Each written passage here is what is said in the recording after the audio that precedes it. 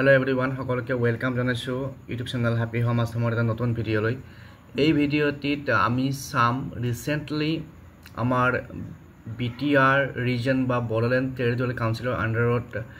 যি graduate teacher আৰু post graduate টিচাৰৰ ৰিক্ৰুটমেন্ট প্ৰসেস ষ্টাৰ্ট হৈছিল তাৰ ফাইনেল ৰিজাল্ট দিলে আৰু যোৱা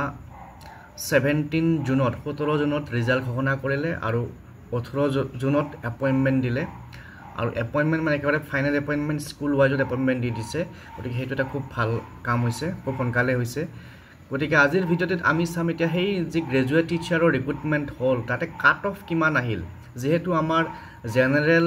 এৰিয়াৰ টেট কাম ৰিক্ৰুটমেন্ট টেষ্টৰ ৰিজাল্ট দিব গৈ আছে অহা 23 তাৰিখে গতিকে এই আমাৰ বড়োলেণ্ড টেৰিটৰিয়েল কাউন্সিলৰ কাট অফটো কেনেকুৱা আহিছিল সেইখিনি চালে আমি এটা আমাৰ জেনাৰেল টেটৰ যেটো কাট অফ তাৰ ওপৰত কিছু অলপ ধাৰণা এটা পাম আমি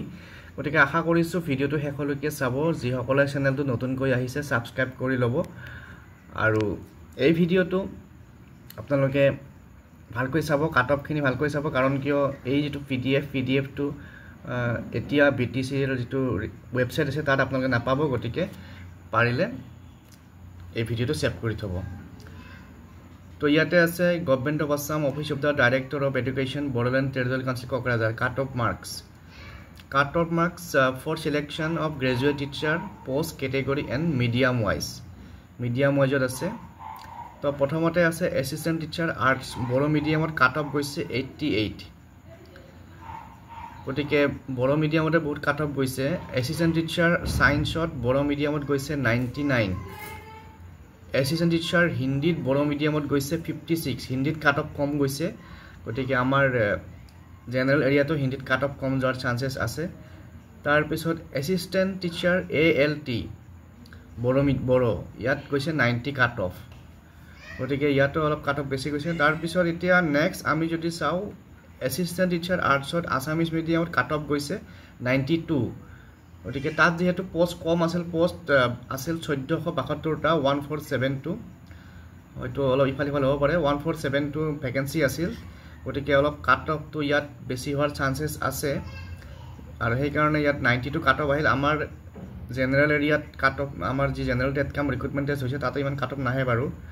তাৰ পিছত অ্যাসিস্ট্যান্ট টিচার সায়েন্সত আসামিজত 98 আহিছে তো ইয়াত দেখিছেনে ইয়াতো বিটিআর টেটতো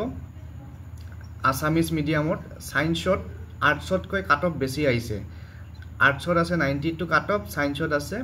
98 আকৌ হিন্দীত 56 আছে অ্যাসিস্ট্যান্ট টিচার হিন্দীত 56 হিন্দীটো অলমোস্ট বড় মিডিয়ামৰ নিচিনা 56 আছে তো আমাৰ ইয়াতো তেনেকুৱা 56ৰ তলত নহলেও ইয়াৰ আখে-পাখে বা ইয়াতকে অলপমান ওপৰত যাব পাৰে বেছি ওপৰত না যায় মোৰ এটা ধাৰণা তাৰ পিছত অ্যাসিস্ট্যান্ট টিচাৰ সংস্কৃত আসামিজ মিডিয়াম ইয়াতে 43 গৈছে বহুত কম গৈছে আৰু হয়তো আমাৰ জেনাৰেল এৰিয়াটো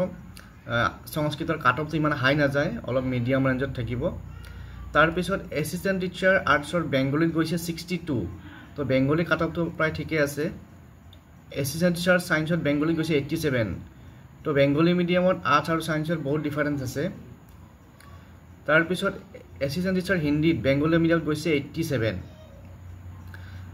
নেক্সট অ্যাসিস্ট্যান্ট টিচার হিন্দীত বেংগলী মিডিয়ামত আকৌ 87 বহুত কাট অফ গৈছে তাৰ পিছত অ্যাসিস্ট্যান্ট টিচাৰ আৰ্টছত হিন্দী মিডিয়ামত গৈছে 106.05 যেহেতু হিন্দী মিডিয়ামৰ স্কুল তাত ইমান নাই পোস্ট কম আছে আৰু কেন্ডিডেট চাগে অলপ বেছি আছিল